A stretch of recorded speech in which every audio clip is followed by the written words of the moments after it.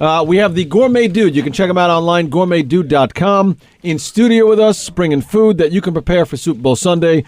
Pete, and I hope I get this right, Cholula? Shalala. Well, you just said that like Donna Shalala. Yeah, exactly. It's just spelled completely different. Yeah, you got to work on this. I look the same. It's Chellala. Could have been Shalala. It's a Lebanese-French connection right there. Lebanese-French. Well, that's a good mix if you're going to cook. Well, I'm 100% Lebanese, but the north of Lebanon is French-educated.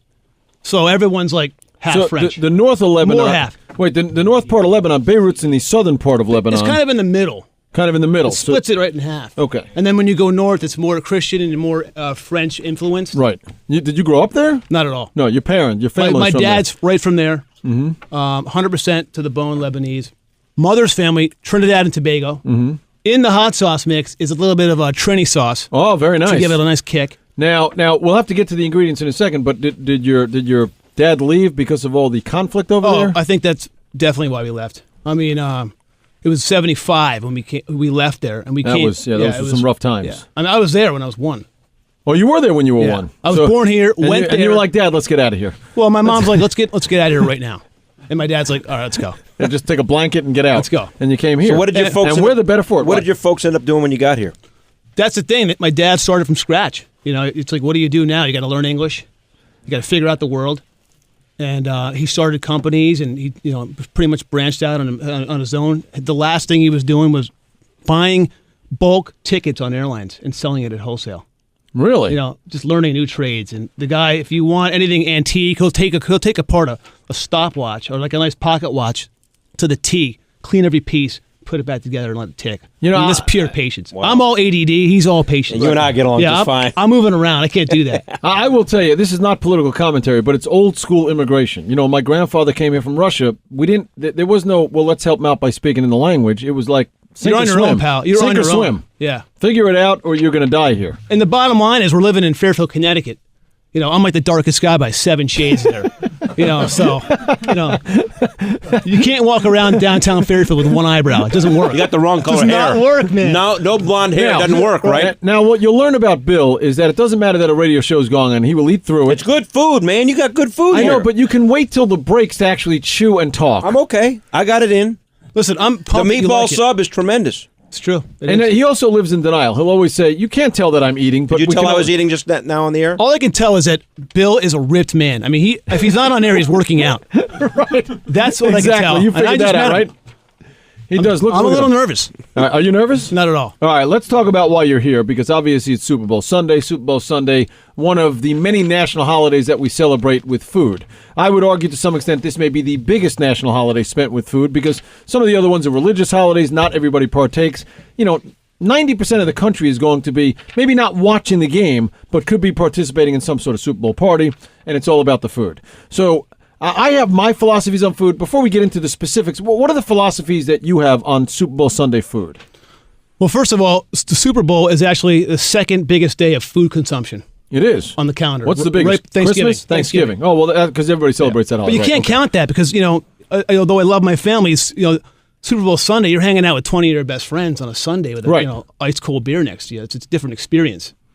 And you got to think about the Super Bowl also. It's the most casual party of the year. I mean, you can show up to somebody's house in a pair of sweatpants, and that's okay. Believe me, Bill will. No one's going to judge you. I mean, you could even host the party in a pair of sweats, and nobody cares because it really is about the game and it's about the food.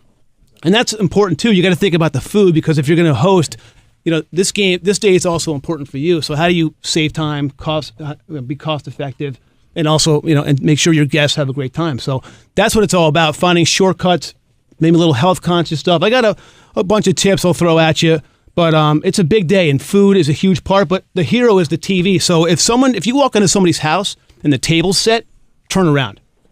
Because that food's got to be around the game. The table is set. You're not there for dinner. You're there to watch the game, the commercials, laugh. If there's silverware, forget it. Yeah, make a beeline out of there. It's all and find about the nearest bar. Yeah. The thing is, and more power to the people that do this. I respect them. I could never throw a Super Bowl party because if you do, there's this kind of commitment to being a host. You want to please everybody that's there. I couldn't do it. You're not watching the game. You can't watch the game if you're the host. Right. It's very hard. That's why my number one tip would be the first thing you do is DVR that thing. hit the DVR button. Because you're having 17, 20 people over the house. Right. That remote control could be anywhere. Also, you watch those GoDaddy commercials. You can rewind it. You know what I mean? But again, that goes back to the casual day. I mean, even if you're the host, there's an expectation that the bar's lowered that day.